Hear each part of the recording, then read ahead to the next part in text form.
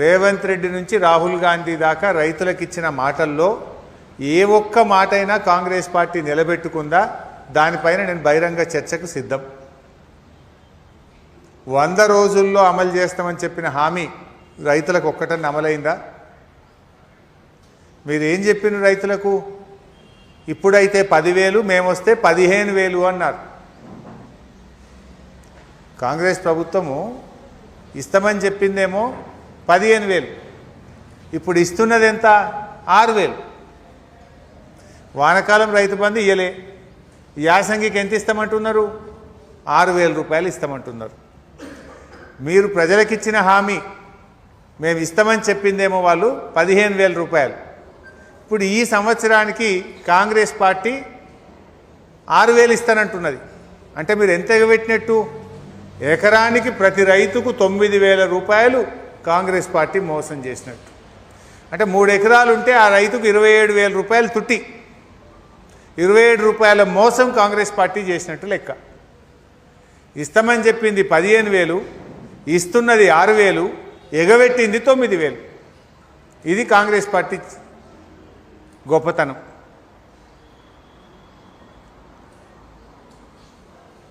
ఆ రోజు మీరు ఇప్పుడైతే 10, మేమొస్తే 15 అన్నారు. కేసీఆర్ ఉండంగా ఇచ్చే పైసలు కూడా వస్తలేవు కదా. కేసీఆర్ గారు ఉండంగా వానకాలం 5, యాసంగి 5 అంటే 10,000 వచ్చు. ఇప్పుడు నువ్వు ఎంత ఇస్తున్నావు? వానకాలం గుండు సున్న పెట్టినావు, యాసంగికి 6,000 ఇస్తా అంటున్నావు. అందులో కూడా కోతలు పెడతా అంటుండు. మళ్ళీ ఆ 6,000 కూడా అందరికి కాదట. ఇప్పుడు మళ్ళీ ఏందో అధికారులు తిరుగుతారట, ఎవరికి ఇవ్వాలి ఎవరికి ఇవ్వద్దో నిర్ణయిస్తారట. అందులో కొందరికే 6,000 ఇస్తారట. అంటే వానకాలం ఎగబెడితివి, యాసంగిలో కోతలు పెట్టబడితివి. అందువల్ల రైతు సోదరులకు మేము ఒకటే విజ్ఞప్తి చేస్తున్నాం, కాంగ్రెస్ పార్టీ నాయకులు ఎవరైనా ఊళ్ళకి వస్తే ఎకరానికి 15,000 రూపాయలు చెప్పిన మాట ప్రకారంగా ఇచ్చి తీరాల్సిందే అని ఎక్కడికక్కడ కాంగ్రెస్ ఎమ్మెల్యేలను, కాంగ్రెస్ పార్టీ నాయకులను నిలదీయండి అని చెప్పి నేను బీఆర్ఎస్ పార్టీ తరఫున పిలుపునిస్తా ఉన్నా.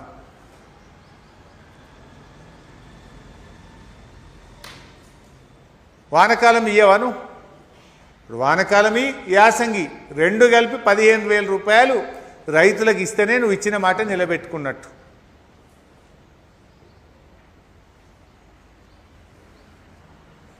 ఇంకా అప్పుడప్పుడు రేవంత్ రెడ్డి గారు ఏమంటుండే అంటే, 2 పంటలకు కాదు 3 పంటలకు రైతు బంధు ఇవ్వాలన్నాడు. 3 పంటలకు రైతు బంధు ఇవ్వాలన్న రేవంత్ రెడ్డి 1 పంటకే ఇస్తున్నావు కదా. ఇప్పుడు నువ్వు 2 పంటలు ఎగ్గొట్టుతున్నావు కదా. దీని గురించి నీ సమాధానం ఏంటి అని నేను రేవంత్ రెడ్డి గారిని అడుగుతా ఉన్నా. కౌలు రైతులకు కూడా ఇస్తా అన్నాడు. రాష్ట్రంలో 22 లక్షల మంది కౌలు రైతులు ఉన్నారు. వ్యవసాయం చేసే రైతుకు ఇస్తాం, రైతుకి ఇస్తున్నామని కౌలు రైతుకు ఎగబెట్టాం, కౌలు రైతుకి ఇస్తున్నామని రైతుకు ఎగబెట్టాం. ఇద్దరికి కూడా రైతు బంధు ఇస్తా అని మాట్లాడిండు రేవంత్ రెడ్డి. ఇప్పుడు ఏమైపోయింది? కౌలు రైతులకు ఎందుకు ఇస్తలేవు అని నేను అడుగుతా ఉన్నా. ఆనాడు కౌలు రైతుల కోసం పెద్దగా నోరు తెరిచిన రేవంత్ రెడ్డి ఇవాళ నోరు మూగబోతున్నది. కౌలు రైతుల గురించి విలేకరులు ప్రశ్నిస్తే రేవంత్ రెడ్డి తలకాయ కిందికేసుకుంటున్నాడు, నోరు మూసుకుంటున్నాడు. వ్యవసాయ మంత్రి ఏమో వాళ్ళిద్దరు చూసుకోవాలి, మాకు సంబంధం లేదంటుండు. మరి ఎలక్షన్ల ముందు ఏమన్నారు? గొంతు పెద్దగా తెరుచుకొని నోరు పెంచుకొని కౌలు రైతుకు కూడా ఇవ్వాలి. బీఆర్ఎస్ పార్టీ కౌలు రైతులను మోసం చేసింది అన్నాడు. 22 లక్షల మంది కౌలు రైతులకు కూడా ఇచ్చి తీరాలి, మేము వస్తే ఇస్తాము అన్నాడు. మరి నువ్వు వచ్చి ఏడాది దాటింది కదా, మర్చిపోయినావా కౌలు రైతుల్ని? కౌలు రైతులు ఎందుకు నీకు గుర్తొస్తలేరు నేను అడుగుతా ఉన్నా. అంటే రైతును మోసం చేసినావు, కౌలు రైతును మోసం చేసినావు. 3 పంటలకు ఇస్తా అన్నావు, 1 పంటకు కూడా చక్కగా ఇయ్యని పరిస్థితి వచ్చింది. 15,000 ఇస్తా అన్నావు, 9,000 ఎగబెట్టినావు, 6,000 ఇస్తున్నావు. ఇదేనా రైతు రాజ్యం? ఇందుకోసమే నీకు సంబురాలు నిర్వహించాలనా? ఇందుకోసమే రేవంత్ రెడ్డికి పాలాభిషేకాలు చేయాలనా? 9,000 ఎగబెట్టినందుకు, వానకాలం రైతు బంధు ఇయ్యనందుకు, కౌలు రైతుల్ని మోసం చేసినందుకు, 3 పంటలకని 1 పంటకు ఇయ్యనందుకు రేవంత్ రెడ్డికి క్షీరాభిషేకాలు చేయాలనా నేను అడుగుతా ఉన్నా. అందుకే ఊర్లలోకి వస్తే తప్పకుండా కాంగ్రెస్ పార్టీ నాయకులను ఇచ్చిన మాట ప్రకారంగా 15,000 ఇవ్వాల్సిందే. కౌలు రైతులకు ఇవ్వాల్సిందే అని చెప్పి ఎక్కడికక్కడ నిలదీయాలని చెప్పి బీఆర్ఎస్ పార్టీ పిలుపునిస్తూ ఉన్నది. వ్యవసాయ కూలీలు అప్పుడు ఏమన్నారు? రైతులకు మేలైంది కానీ వ్యవసాయ కూలీలకు మేలైతలేదు. కాంగ్రెస్ అధికారంలోకి వస్తే నెలకు 1000 రూపాయలు చొప్పున వ్యవసాయ కూలీలకు 12,000 రూపాయలు ఇస్తా అని చెప్పిండు రేవంత్ రెడ్డి. ఏడాది అయితే ₹1 అయితే ఇవ్వలే, ఇప్పటికీ ఏడాది ఎగబెట్టినాం. ఇప్పుడేమంటుండు? మేము వ్యవసాయ కూలీలను గుర్తించినాం, ఓ 10 లక్షల మందికి ఇస్తాము అంటున్నారు. మన తెలంగాణ రాష్ట్రంలో 50 లక్షల ఉపాధి హామీ కార్డులు ఉన్నాయి. 50 లక్షల ఉపాధి హామీ కార్డుల కింద 1,02,00,000 మంది కూలీలు ఉన్నారు. 1,02,00,000 మంది మట్టి పనికి ఉపాధి హామీ పనికి వెళ్తుంటే అందులో 10 లక్షల మందికే ఇస్తా అంటుండు రేవంత్ రెడ్డి. అంటే 90 లక్షల మందికి ఉపాధి హామీ కూలీలకు కూడా ఎగబెట్టే కార్యక్రమం చేస్తూ ఉన్నాడు. ఇది ఎక్కడి నీతి? ఇప్పుడు ఎవరు పోతారా మట్టి పనికి? బతుకుదెరువు లేనోడే మట్టి పనికి పోతాడు, పొట్ట గడవనోడే మట్టి పనికి పోతాడు, తిండికి లోనేడే ఉపాధి హామీ పనికి పోతాడు. అందులో కూడా కోతలు పెడతావా రేవంత్ రెడ్డి? ఎన్నికలప్పుడేమో నీ మాటలు కోటలు దాటినాయి, ఎన్నికలైన తర్వాత పథకాలు అమలు చేయమంటే కోతలు పెడతా ఉన్నావు. 1,00,00,000 మంది ఉపాధి హామీలో పనిచేస్తుంటే 10 లక్షల మందికే వ్యవసాయ కూలీలకు ఇచ్చే పథకం ఏ రకంగా వర్తింపజేస్తావు? ఏమంటుండి ఇప్పుడు దానికి? గుంట భూమి ఉన్నా నీకు వ్యవసాయ కూలీలకు ఇచ్చే పథకం నీకు వర్తించది అంటుండు. తెలంగాణలో కేసీఆర్ గారు రైతు బీమా పథకం తెచ్చిండు. రైతు బీమా పథకం ఏంది? రైతులు ₹1 కట్టకుండా 5 లక్షల రూపాయల బీమా వర్తింపజేసిండు కేసీఆర్. దాంతో పేద రైతులు, ఎస్సీలు, ఎస్టీలు, బీసీలు, వెనకడ తాతలది తండ్రులది 10 గుంటలు ఉంటే మనిషికి 2 గుంటలు చేసుకున్నారు. మనిషికి 2 గుంటలు ఎందుకు చేసుకున్నారు? 2 గుంటలు ఉన్నా నాకు రైతు బీమా వస్తుంది, భరోసా ఉంటుంది అనుకున్నారు. ఇప్పుడు రేవంత్ రెడ్డి ఏమంటుండు? నీ గుంటున్నా 2 గుంటలు ఉన్నా వ్యవసాయ కూలీలకు ఇచ్చే స్కీమ్ నీకు వర్తించది అంటుండు. ఇదెక్కడ న్యాయము? బీఆర్ఎస్ పార్టీ తరఫున మేము ఏం కోరుతున్నామంటే 1 ఎకరం వరకు ఉన్న భూమి ఉన్న రైతులను కూడా వ్యవసాయ కూలీలుగా గుర్తించాలి. వారికి వ్యవసాయ కూలీలకు ఇచ్చే సంవత్సరానికి ఇచ్చే 12,000 రూపాయలు అందించాలని డిమాండ్ చేస్తున్నాం. ఇందుకు మీకు ఇంకా బాగా అర్థం కావాలంటే ఎవరికైనా 1 గుంట భూమి ఉంది అనుకోండి, ఎంత వస్తుంది వాళ్ళకు? 200 రూపాయల 250 రూపాయలు వస్తుంది. గుంట భూమి ఉంటే రైతు భరోసా కింద మనకి 250, 500 వస్తుంది. మరి ఆ గుంట లేకపోతే 12,000 వస్తాయి కదా. ఇప్పుడు గుంట ఉండు శాపమా? 10 గుంటల భూమి ఉందనుకో, 5 గుంటలు ఉందనుకో, 5 గుంటలు ఉంటే ఎంత వస్తుంది? 1,500 రూపాయలు వస్తుంది. ఏడాదికి 1,500 వస్తుంది. ఇప్పుడు 5 గుంటలు ఉండుంటే శాపం అవుతుంది. ఏమి లేనోనికి ఇప్పుడు 12,000 వస్తుంది. నీకు 5 గుంటలు ఉంది కనుక నీకు వ్యవసాయ కూలీలకు అందించే పథకం వర్తించది అంటుండ్రు రేవంత్ రెడ్డి. 5 గుంటలుంటే 1,500 వస్తుంది. అదే ఏ భూమి లేకపోతే 12,000 వస్తుంది. అంటే ఇప్పుడు 5 గుంటలు ఉన్నందుకు ఆయన ఎంత నష్టపోతున్నట్టు? 12,000 మైనస్ 1,500 తీసేస్తే 10,500 రూపాయలు 5 గుంటలు ఉన్నందుకు ఆ రైతు నష్టపోతున్నాడు. అట్లే 10 గుంటల భూమి ఉందనుకో, రైతు భరోసా 3,000 వస్తుంది. మరి ఏ భూమి లేకపోతే 12,000 వస్తుండే. అంటే ఇప్పుడు ఆయనకు 10 గుంటల భూమి ఉన్నందుకు 9,000 రూపాయలు తుట్టి అవుతున్నది. ఎవరికన్నా అద్దెకరం భూమి ఉన్నదనుకో, అద్దెకరం ఉంటే నీకు 6,000 రైతు భరోసా వస్తుంది. ఏమి లేకపోతే 12,000 వస్తుంది. అంటే నీకు అద్దెకరం భూమి ఉన్నందుకు వ్యవసాయ కూలీల కింద నువ్వు 6,000 రూపాయలు నష్టపోతున్నావు. 30 గుంటలు ఉంటే 3,000 నష్టపోతాడు.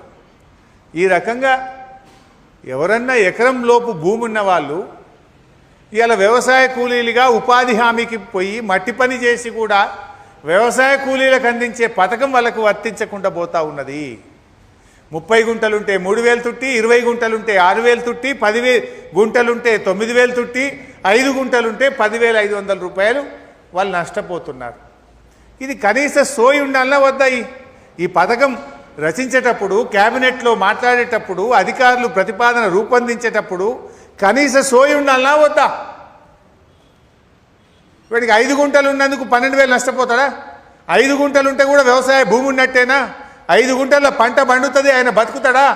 5 గుంటలుండి మట్టి పనికి పోయినా, ఉపాధి హామీ పనికి పోయినా నువ్వు వ్యవసాయ కూలీ కాదు, నీకు ఈ పథకం వర్తించదనేది ఎవడన్నా బుద్ధున్నోడు చేసే పని అని నేను అడుగుతా ఉన్నా.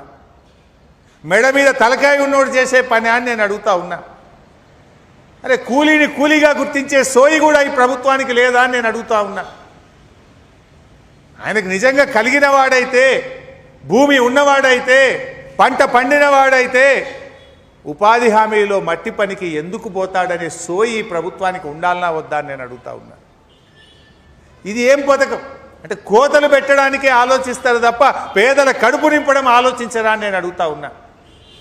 ఈ రాష్ట్రంలో 1 కోటి మంది కూలీలు ఉన్నారు, 1 కోటి మంది ఉపాధి హామీలో పనిచేస్తున్నారు. ఆ 1 కోటి మందికి కూడా వ్యవసాయ కూలీల కింద ఇచ్చే 12,000 రూపాయలు వర్తింపజేయాలని బీఆర్ఎస్ పార్టీ ఈరోజు డిమాండ్ చేస్తూ ఉంది. మట్టి పనికి పోయే వాళ్ళందరూ కూలీలే, వారందరికీ కూడా వ్యవసాయ కూలీలకు ఇచ్చే 12,000 పథకం వర్తింపజేయాలి, అందులో కోతలు పెట్టొద్దు అని ఈ ప్రభుత్వాన్ని మేము కోరుతా ఉన్నాం. ఇక రుణమాఫీ అయిపోయిందంటుండు, అయినా అదే 20,000 కోట్లు ఇచ్చేసినామంటుండు. చెప్పిందేమో 31, అంతకుముందు 40 చెప్పిర్రు, 31 అన్నారు. ఇప్పుడు చేసింది 20 అంటుండు, ఆ 20 కూడా కాలే. నేను మీకు ఆ షీట్ కూడా పంపిస్తా, ఉదాహరణలతో సహా ఇస్తా. మంగళారం నరసింహారెడ్డి, ఈయన కంది గ్రామము సంగారెడ్డి. ఈయనకు 1,64,547 రూపాయలు ఉంది. 1,64,547 రూపాయలు ఉంది.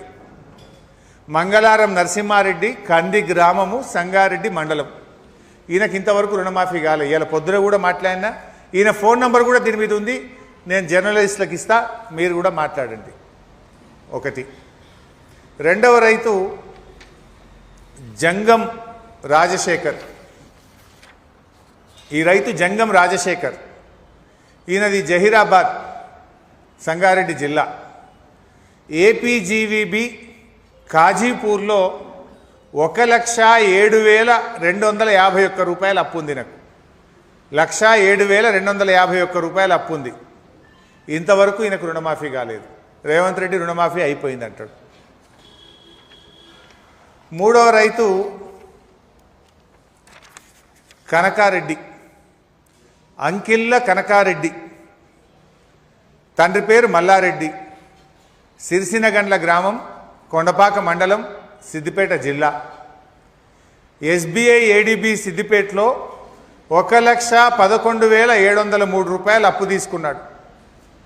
1,11,703 రూపాయలు కనకారెడ్డి తండ్రి మల్లారెడ్డి ఎస్బీఐ ఏడీబీలో అప్పు తీసుకున్నాడు. ఇంతవరకు ఈయనకు రుణమాఫీ కాలేదు.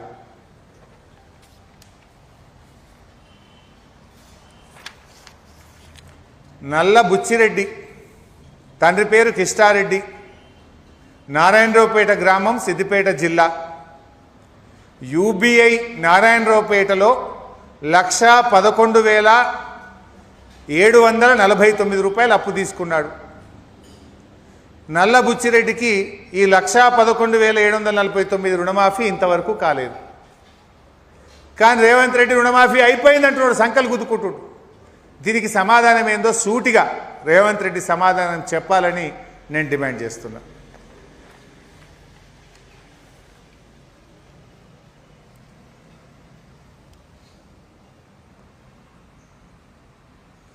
ముచ్చర్ల రాజారాం, ఈయన పేరు ముచ్చర్ల రాజారాం, కొండపాక మండలం, సిద్దిపేట జిల్లా.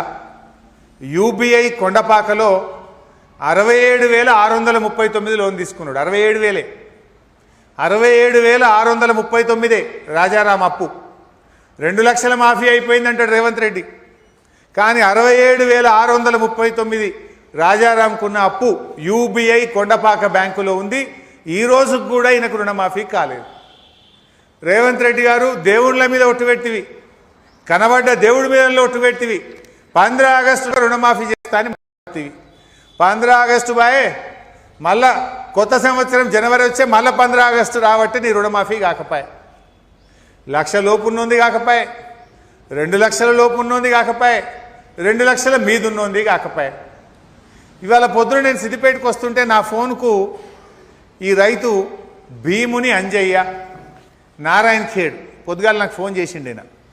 ఇవాళ 9:30కు నేను సిద్దిపేట కారులో వస్తుంటే నా ఫోన్కు ఫోన్ చేసిండు భీముని అంజయ్య.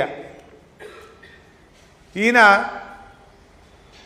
సార్ అప్పుడు కేసీఆర్ సార్ ఉన్నప్పుడు నాకు 1,00,000 మాఫీ అంటే 1,00,000 మాఫీ అయింది. ఈ రేవంత్ రెడ్డి వచ్చినాక 2,13,000 అప్పు ఉన్నది నాకు. ఆయన ఒకసారి టీవీలో మాట్లాడుకుంటూ 2 లక్షల మీద ఉన్నది కట్టండి, కట్టంగానే నేను చేస్తా అంటే టీవీలో చూసి నేను 3 రూపాయల మితికి తెచ్చి ఆ మీది కట్టినా. నాకు ఇప్పుడు రుణమాఫీ అయితలేదు, నేను ఏం చేయాలి సార్ ఉరిపెట్టుకుంటా అంటే వద్దురా తమ్మి అటు చచ్చిపోవద్దు, నేను కొట్లాడతా రేవంత్ రెడ్డిని అడుగుతా ఇయ్యాలా నువ్వు చూడు టీవీలా అని వాడిని ధైర్యం చెప్పిన నేను. ఈ రైతు పొద్దుగాల ఫోన్ చేసి భీముని అంజయ్య నారాయణ ఖేడ్ సార్ సావు తప్ప నాకు ఇంకా దిక్కు లేదు అని ఏడుస్తూ మాట్లాడితే వద్దు బిడ్డ బీఆర్ఎస్ పార్టీ కొట్లాడుతుంది, రేవంత్ రెడ్డి మెడలు వంచి అప్పు మాఫీ చేపిస్తా, దయచేసి ఆత్మహత్య చేసుకోవద్దు అని చెప్పి రైతుకు ధైర్యం చెప్పాల్సిన పరిస్థితి వచ్చింది. భీముని అంజయ్య అప్పు 2,13,000 ఈయనది నారాయణ ఖేడ్. బ్యాంకు డీటెయిల్స్ కూడా ఉన్నాయి ఇలా. SBI స్టేట్ బ్యాంక్ ఆఫ్ ఇండియాలో అప్పు తీసుకున్నాడు ఈయన. ఇప్పటికే చాలామంది రైతులు ఆత్మహత్య చేసుకుంటున్నారు. రేవంత్ రెడ్డి గారు బుకాయించుడు మానండి, దయచేసి రైతులందరికీ చెప్పిన మాట ప్రకారంగా 31,000 కోట్ల రూపాయల రుణమాఫీని అమలు చేయాలని చెప్పి బీఆర్ఎస్ పార్టీ తరఫున డిమాండ్ చేస్తున్నాం. నేనేదో నీలాగా తిట్ల పురాణమో చిల్లర మాటలు మాట్లాడతలేను, రైతుల వివరాలతో సహా చెప్తున్నా. ఏ రైతు ఎంత అప్పు ఉన్నది, ఏ ఊరు, ఏ బ్యాంకు లెక్కలతో సహా చెప్తున్నా. ఇప్పుడు నేను ఇట్లా మాట్లాడగానే ఆ చిల్లరగాళ్ళతో రేపు పొద్దుగాల నన్ను తిట్టిపిస్తాడు. ఆయన గుండాలను నా ఇంటి మీద దోలుతాడు రేవంత్ రెడ్డి. గుండాలను దోలి చూడో చిల్లరగాళ్ళతో తిట్టించుడో కాదు కదా. సమాధానం ఉంటే ఈ రుణమాఫీ చెయ్యి, ఈ రుణమాఫీ ఎందుకు చేయలేదో సమాధానం చెప్పు, ఎప్పట్లోగా చేస్తావో చెప్పు అని నేను అడుగుతా ఉన్నా. అన్నీ మోసమే. రైతు భరోసా మోసం, రుణమాఫీ మోసం, వ్యవసాయ కూలీలకు ఇస్తా అంటివి 1 కోటి మందికి 10 లక్షల మందికి ఇస్తా 90 లక్షల మందికి ఎగబెడతా అనబడితివి. ఇక పంటల బీమా అది మోసం, అన్ని పంటలకు బీమా అంటివి, ఒక్క వడ్లకే అంటివి, ఆ వడ్లలో సన్నాలకే అంటివి, ఆ సన్నాలకు 2,500 కోట్లు బోనస్ ఇస్తానంటివి, 1000 కోట్లతోనే ముగిస్తేవి. ఇక నేను ఎట్లా నమ్మాలి? అన్ని పంటలకు బోనస్ అంటివి, వడ్లకు బోనస్ అంటివి, అందులో సన్నాలకు అంటివి, ఆ సన్నాలకు 2,500 కోట్లు ఇస్తానంటివి, 1000 కోట్లతోనే మమ అనిపిస్తేవి. ఇది నీ చరిత్ర. అంటే అడుగడుగున దగ, రైతులను నట్టేట ముంచినవు నువ్వు. పంటల బీమా అని ఊరిచ్చిండు బడ్జెట్లో. మొన్న అసెంబ్లీలో బట్టి విక్రమార్క బడ్జెట్ పెడితే ఈ సంవత్సరం పంటల బీమా పథకాన్ని అమల్లోకి తెస్తున్నామని ఆయన చెప్పుడు, కాంగ్రెస్ వాళ్ళంతా బలలు కొట్టుడు. మరి ఇప్పుడు ఏ ముఖం పెట్టుకొని వస్తారు అసెంబ్లీకి? ఏమైనా వానకాలం పంటల బీమా దిక్కులేదు, యాసంగి పంటల బీమాకు చేతులు ఎత్తిండ్రు, అసెంబ్లీలో చెప్పి కూడా మాట తెప్తిరి. పంటల బీమా పథకం అటుకెక్కింది, ఉత్తదే, అది కూడా మోసం, దగ. అంటే ఈ రకంగా అందరినీ కూడా మోసం చేస్తున్నారు. ముఖ్యంగా ఈ రైతుల విషయంలో కాంగ్రెస్ పార్టీ ఇవాళ మీరు 2023-24 సంవత్సరానికి మీరు ఇవ్వాల్సింది 15,000, ఇస్తామని చెప్తున్నది 6,000, అంటే 9,000 రూపాయలు ప్రతి ఎకరానికి కాంగ్రెస్ పార్టీ ఎగ్గొడుతున్నది. రుణమాఫీ చెప్పింది 31,000, ఇచ్చింది 16,000, ఇంకా 15,000 కోట్లు రుణమాఫీ పెండింగ్లో ఉన్నది. 1 కోటి మంది వ్యవసాయ కూలీలు ఉపాధి హామీలో మట్టి పనికి పోతే 10 లక్షల మందికి ఇస్తాం, 90 లక్షల మందికి ఎగబెడతామంటున్నారు. ఇది మోసం. 10 పంటలకు బీమా అని చెప్పి 1 పంటకే ఇచ్చి, ఆ ఒక్కలో కూడా సన్నాలకే ఇచ్చి 9 పంటలకు కూడా బోనస్ ఎగ్గొట్టిండ్రు. వరికి కూడా 2,500 కోట్లు అని చెప్పి 1000 కోట్లే ఇచ్చి రైతులను వడ్లు పండించిన రైతుల్ని మోసం చేసిండ్రు. అంటే రైతులకు మీరు ఒక్క పని కూడా చేయలే. అసలు మీరు తెస్తామన్న పంటల బీమా అటకెక్కింది, ఆ పంటల బీమా కూడా రాలేదు. అందువల్ల ఇంకా ఏ ముఖం పెట్టుకొని రైతులను పాలాభిషేకాలు చేయండి, సంబరాలు చేయండి అని చెప్తున్నారు మీరు?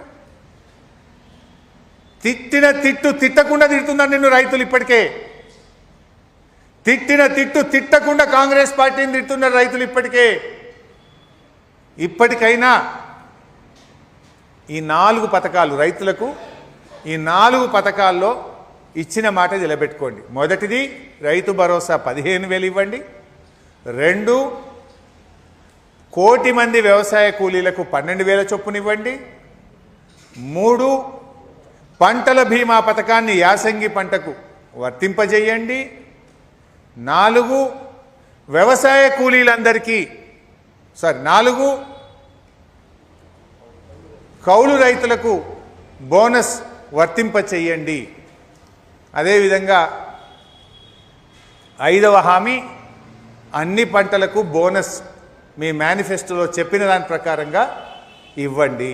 ఈ 5 డిమాండ్లను కాంగ్రెస్ పార్టీ మీరు ఇచ్చినే, మేమేం కొత్త కోరికలు కోరతలేము. ఎన్నికల ముందు ఓట్లు డబ్బలేసుకోవడానికి గల్లీ గల్లీకి మీరు చెప్పిన మాటలు, బాండ్ పేపర్ల మీద సంతకాలు పెట్టించిన పేపర్లు, రాహుల్ గాంధీ వరంగల్లో రైతు డిక్లరేషన్లో చెప్పిన విషయాలు అమలు చేయమని మేము అడుగుతా ఉన్నాం.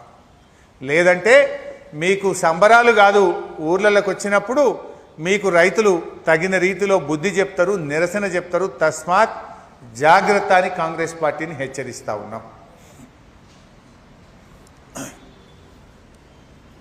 ఇకపోతే ఇంకొక అంశం దయచేసి డైల్యూట్ చేయకండి, అది ఇంపార్టెంటే, ఇది కూడా ఇంపార్టెంటే. అన్ని రంగాల్లో కూడా అన్ని వర్గాలను ముంచినటువంటి రేవంత్ రెడ్డి ప్రభుత్వం ప్రజల దృష్టి మళ్లించేందుకు హింసా రాజకీయాలను ప్రోత్సహిస్తుంది. మీరు చూస్తే వరుసగా హింసా రాజకీయాలే. కౌశిక్ రెడ్డి ఇంటి మీద దాడి, సిద్దిపేటలో నా ఇంటి మీద క్యాంప్ ఆఫీస్ మీద దాడి, కేటీఆర్ గారి మీద ముషీరాబాద్లో దాడి, ఖమ్మంకు పోతే మా మీద దాడి, నిన్న భువనగిరిలో దాడి, అల్లు అర్జున్ మీద దాడి, అల్లు అర్జున్ ఇంటి మీద దాడి చేసిండు కాంగ్రెస్ వాళ్ళు. అంటే డైవర్షన్ పాలిటిక్స్.